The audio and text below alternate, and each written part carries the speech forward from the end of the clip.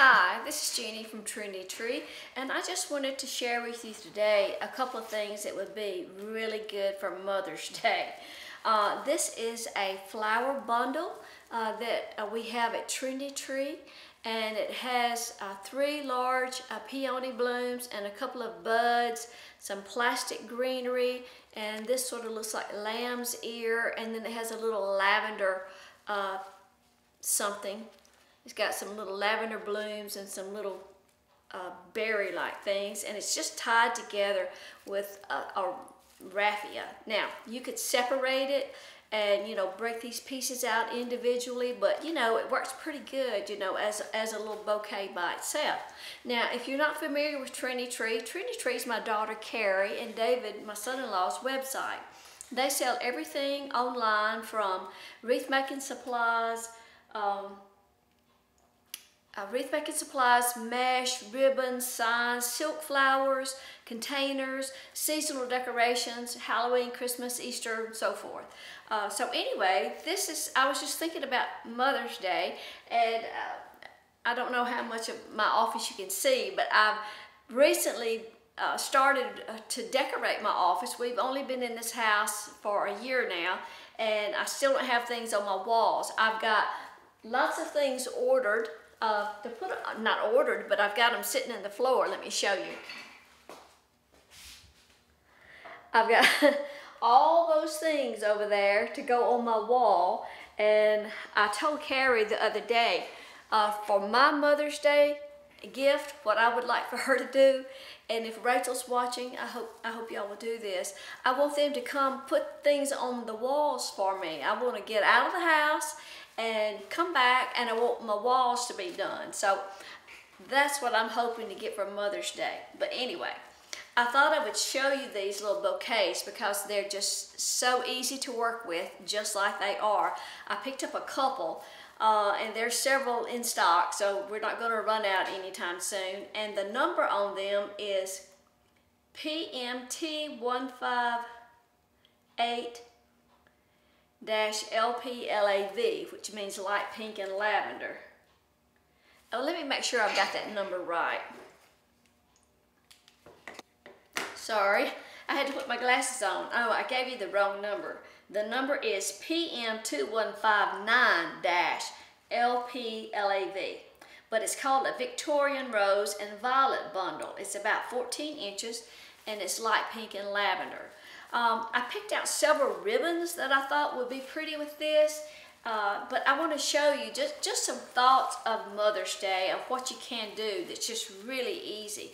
You could take 1 or 2 bundles like this, and if you wanted to put them together and just tie a bow, you could take something like this wooden tray and just lay the flowers. I mean, just one bundle is pretty. But just lay the bundle on there and maybe put a bow. And that's just one way of doing that. I like the 2. I would probably do 2 bundles and tie a bow on it and just lay it on something like this wooden tray. You might also, if you want to make something for your mother or your grandmother, go to their house and find something that they already have, like a vase, a teapot, something like that, and bring it out and put some flowers in it and maybe put a bow on it, and fix it up like that, or buy them something new. I collect. I'm not an avid collector. I have some pieces of McCarty pottery, and I'm not that crazy about collecting anything really, but when you do have something like that, it makes it easier for your family to do gift giving. But this is something I had here at the house. It's just a McCarty picture, but I just wanted to show you how pretty just a couple of bundles of those flowers in that looks, just like that. That's just really pretty, and you don't have to, for this particular thing, I wouldn't use any styrofoam or anything. I just stick them down in there because for my purposes, what I'll do later will be pull those out, and I may want to use that for something else. So I tend to not do anything permanently for things that I'm using here at the house. But you could do that. You could always put a little bow on the side if you wanted to. And I'm going to show you some of the ribbons that I picked out that I thought would be pretty with these flowers. But here's some other vases that I have. This is a McCarty pot, and on this particular one, a pot that size, I would only use one of the bundles, and this is going to be too tall. So you'll just have to, I don't want to cut these stems off, but I was just going to show you how one bundle would look, you know, in a pot that size. So one would be good, because that's just too long. It would have to have, you know, 2 or 3 inches cut off of it. And here's another little smaller pot, and there again, you know, you just have to visualize that with the stems cut off, you know, so one bundle would be fine for a pot that size.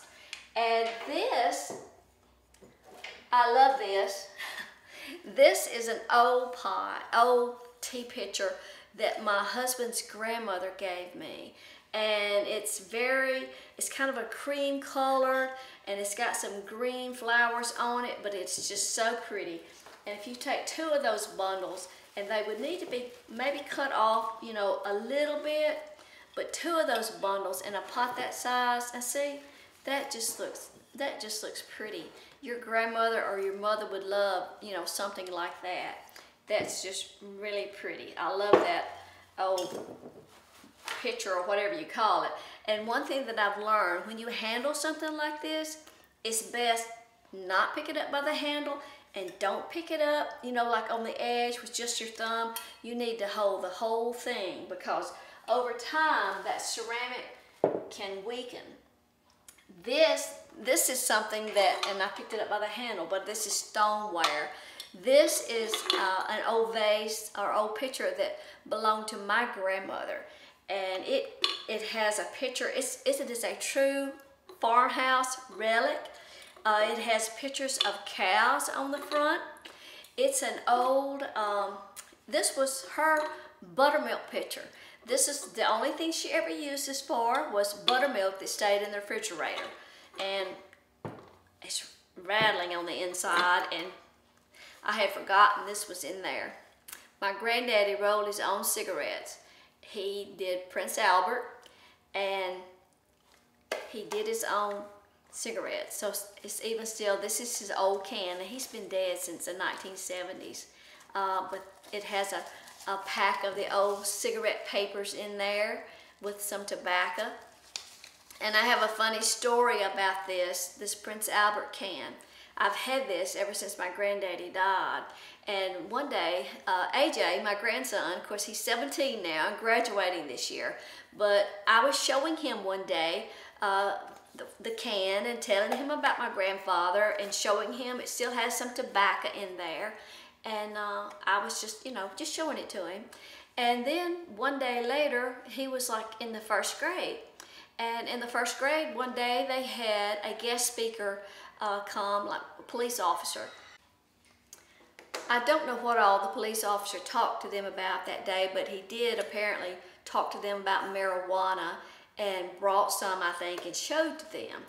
And he asked the kids in the class, had they ever seen anything like that? And AJ held up his hand and said, yes, my Nene has some. So, you know, anyway, you never know. But anyway, that was Prince Albert that my granddaddy smoked. But I just wanted to show you what these flowers would look like, you know, in a vase like that. And see, that would just be, of course, these flowers look good in anything, but I don't have any, I didn't bring any blue ribbon or anything home, but just the thought of maybe going to your mom's house or your grandmother's house and getting some of the things that they already have on the shelf and decorating. And then you could also just use a plain clear vase. This is just a plain clear vase, and I was just going to decorate it a little bit with some ribbon. And let me show you the ribbons that I picked out that I thought would just blend so well with these flowers. This is a lavender iridescent ribbon, and the number is RG0196513, but it just picks up so pretty with that. And then this is a vintage floral ribbon.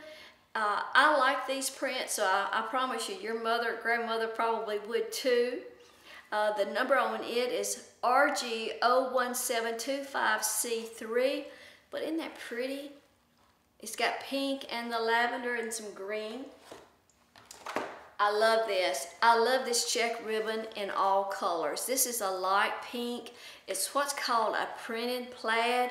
It's not just pure gingham. It kind of, I just don't know how to explain that, but it's not exactly like gingham check, but it's RG0180015. And then I picked out this pink. This is called Swiss Dots. Now, you know, when I grew up, the material that we were looking for was called dotted Swiss. So I don't know if the ribbon makers are just not allowed to call it dotted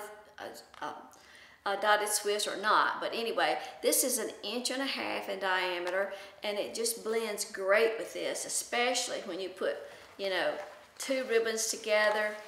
And I'm going to show you how that's going to look. But this number is RG0165115, and it just blends so pretty. And I have the lavender in the 1.5 inch also, and it may look bluish to you there. Sometimes the camera can make it, you know, look a little different. That number is RG0196413, and then I brought home just a cream.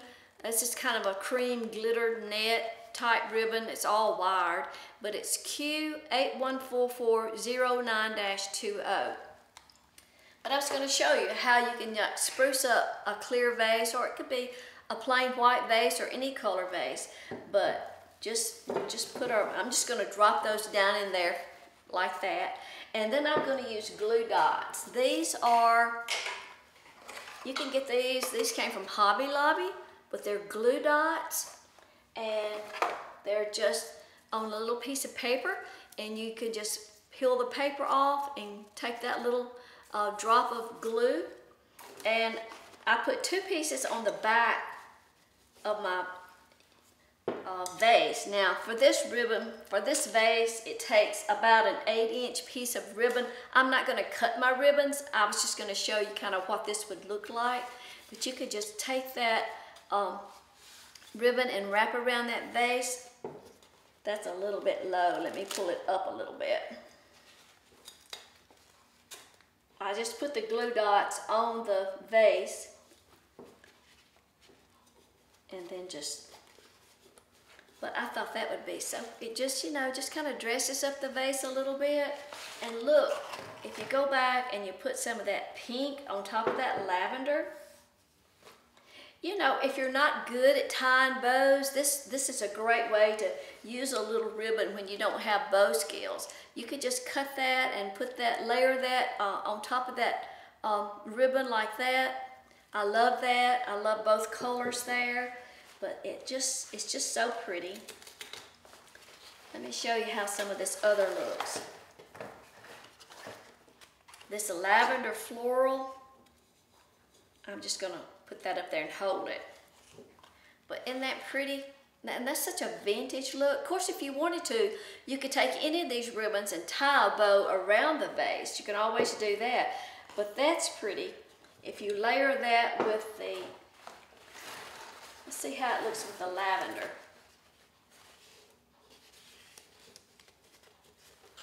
It looks okay with the lavender, but I think it would really look better with the pink. If I was going to layer that, I'd probably use the pink Swiss dots. I just love that. I love that old-fashioned look.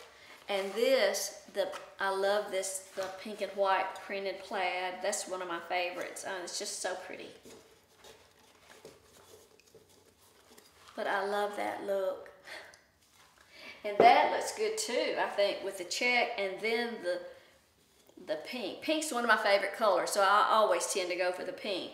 But if you use the printed check and then put the pink dots on top of that, like I say, that was just a thought. And you can always, you know, take any of these ribbons and make, you know, a small bow You can always just tie a bow around your vase. Now, my trouble in the, when I tie a bow around a vase, typically you can't get it tight enough and it'll slip down. But if you use some of these little glue dots, it will hold there. So you would just, move your dot up to where you wanted to tie your, you can stick these on and peel them back off too. Now they'll get, they'll usually come off pretty clean. So you can move them around several times before you, use them up. But if you wanted to tie a ribbon around your vase, you could use those glue dots to kind of help hold it in place, and then just tie your bow, a free-handed bow right there. So there's a little arrangement. I used the lavender floral ribbon to go around the vase, and then I made just a small bow out of the Swiss dots. So let me show you how I did that. Let me just take this apart. Of course, everybody's vase will be different, so you just cut a piece of ribbon that will go around your vase and stick the glue dots. I put a couple so it wouldn't slip down, and just put the glue dots on and bring your ribbon around and secure it with the glue dots. And then to make this little bow, I've just made about 6 loops, just a simple bow. So I left a tail of 4 or 5 inches and pinched together. And I made a loop of about 2 inches, maybe 2.5. Pinch that together, twist, get the right side of the ribbon up. Bring it up from the bottom and make another loop the same size. Pinch it together, and you can kind of see that one is too short. Pinch that together. Keep your loops about the same size. It's still too small. This is the hardest thing about making this kind of a bow, is getting your loops all the same size.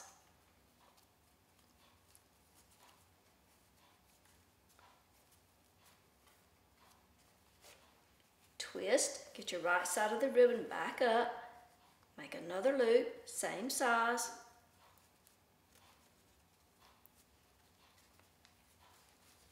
I'm going to keep doing this till I make about 6 loops.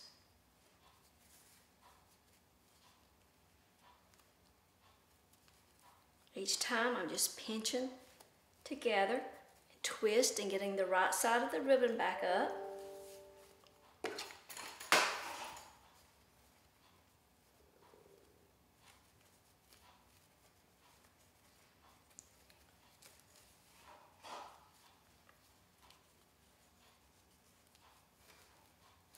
So now I have 3 loops on each side, so I'm going to stop there, and I'm going to come back and cut the tail off. Now, to secure that, I'm going to use a floral pick. Now this floral pick is too long for what I need. I need it much shorter than that, so I'm just going to cut it in 2 and cut it at an angle. It already has, it's just a little wooden pick, it already has wire wrapped around it. So I'm going to kind of put that to the back, and I'm going to take that wire and wrap it around the center of the bow.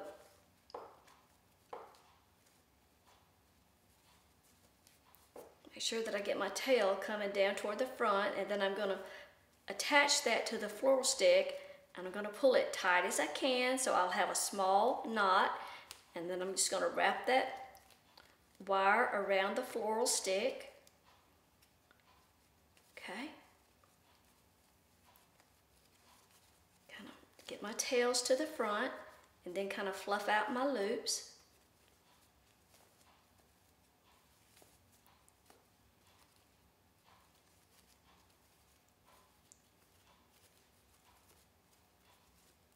I didn't want to make a very big bow. This is not a big vase, so I was going to stick with kind of a small bow.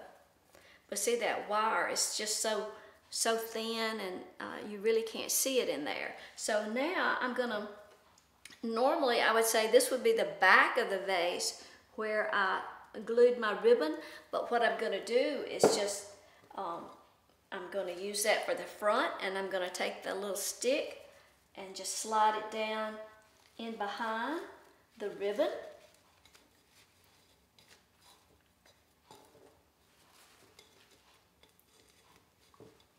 kind of poke the stick down in there far enough to where you don't really see it. And fluff out my ribbon. Okay, there you have it. Now, if you just wanted to just tie a bow around the bundle to like use like on a flat tray or a pretty platter or something like that, I'm going to use the 2.5 inch, the vintage floral, and I'm just going to make a simple loop bow. And I'm just going to start, I'm going to leave a tail of 8 to 10 inches for right now. I can always shorten that, and I'm just going to pinch that together. And I'm going to make a loop about 4 inches, and I'm just holding that to the back. I'm going to pinch that together, and then I'm going to twist. I'm going to bring up a loop from the bottom that's also about 4 inches, pinch. I can pull my loops up. That one is a little bit short. I always tend to get mine from the bottom a little bit short. Twist to get your right side of your ribbon up again.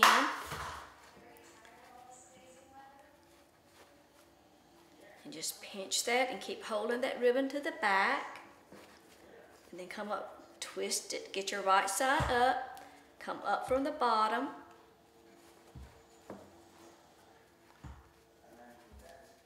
Pinch, just keep holding it to the back, twist again. I think I'll just do 2 loops on this one. So I'm gonna twist so I get my right side coming forward. I'm gonna go ahead and cut that ribbon off. Okay, now I'm just gonna keep holding that right now. I'm gonna make extra tails. Well, I rolled on, I'm sitting on my ribbon, y'all. Okay. So, well, what I can do for right now is just go ahead and take a little piece of chenille stem, and I'm going to go ahead and just pull that around to the back. Make sure I've got my ribbon where my tail will be facing correctly. And I'm just going to twist that chenille stem. Okay, now what I'm going to do to cover up those mechanics, I'm going to want my tails coming to the front, and there's my 4 loops. That's fine. I don't want a huge bow for this, but now to cover up my mechanics of that chenille stem, I'm going to cut another piece of ribbon.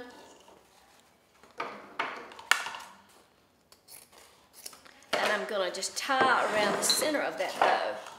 But I'm going to fold it because I don't want, let me find my halfway mark. I'm going to fold it. I don't want a big, thick knot, so I'm just going to fold it. And then I'm going to go right across my mechanics, cover that up, bring that around to the back, and I'm just going to tie it in a knot.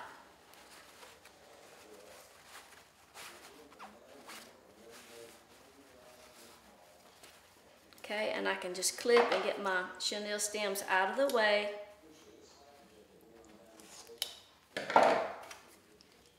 So now I've got my mechanics covered up. I've got extra tails. I've got 4 tails now instead of 2. Just fluff out that bow. And now I'm just going to shorten those tails, and I'm going to chevron the ends. So I'm just going to fold that ribbon. It's folded, and then I'm going to cut away from me on the fold, and that will give you a dovetail cut on your ribbons. All the tails don't have to be the same length. You can make them all the same or not, but I'm going to go ahead and trim all those tails. I cut that ribbon a little bit long. So I've got a couple of longer tails. That tail is still a little too long, so I wasted ribbon, y'all. I'm sorry. Okay.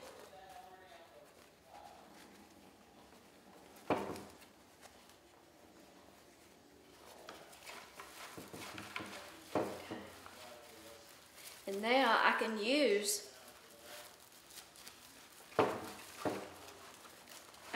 that extra set of tails to tie around my bouquet.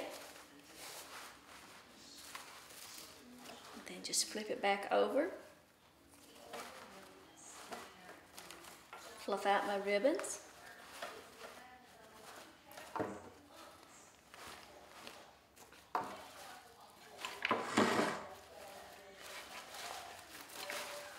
Fluff out the bouquet.